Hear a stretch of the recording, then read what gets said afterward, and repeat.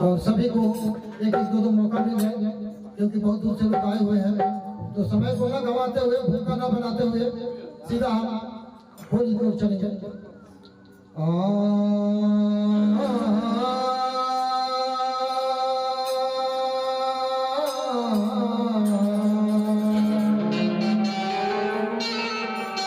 इस होली के मिलन समारोह में आप सभी आदरणीयों को मेरा नमन बंदन प्रणाम है। हृदय की गहराइयों से सबको जय जय श्री राम।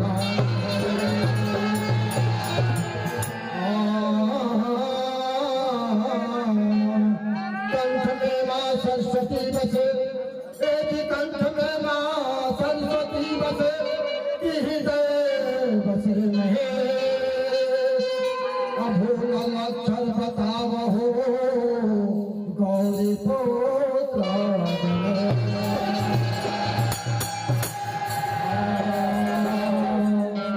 हमने तो बिहार में बनी का नीतीश चाचा दारू भांग करवा दे बड़े। हम तो फौजी वाली दारू तो ना पीला, लेकिन हमारे भाई जान वाले दारू पी रहे हैं। नीतीश सरकार से का सरकार करता है एक कमी के होली के माध्यम से सुनने के कोशिश करिए।